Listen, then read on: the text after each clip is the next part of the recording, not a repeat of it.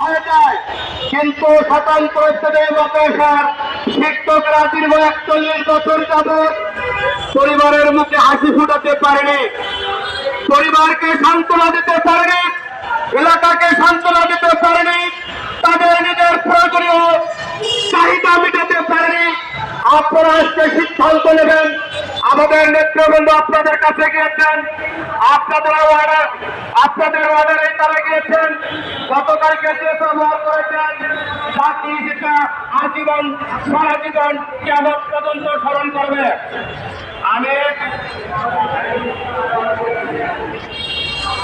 আমি যে কথাটা বলতে চাচ্ছি, শিক্ষকরা গিয়েছিল, আপনি তাকে দিয়েছেন, আপনার বাড়ির নির্মাণ দেওয়ার পর আপনি যে কোনো ব্যবহার করতে পারেন, কিন্তু আপনি যে ব্যবহার করেছেন তাতে আমরা সন্তুষ্ট নই।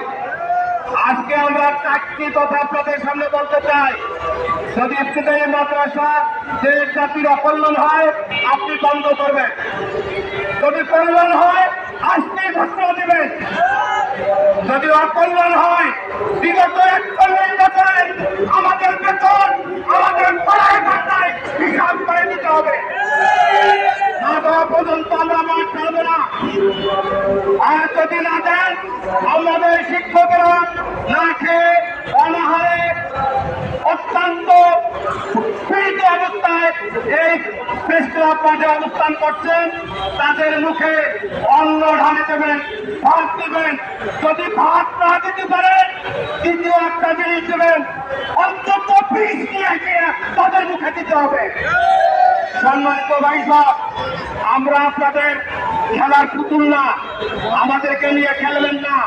পরিপত্র জারি করতে হবে তিনটি, হয় আজকে আমাদেরকে মুখে হাসি দিয়ে এই ফুটপাত থেকে আমাদেরকে শিক্ষা প্রতিষ্ঠানে পাঠাবেন নাকি ডাস্টবিনে পাঠাবেন, এই সিদ্ধান্ত আপনার কাছ থেকে জানতে চাই।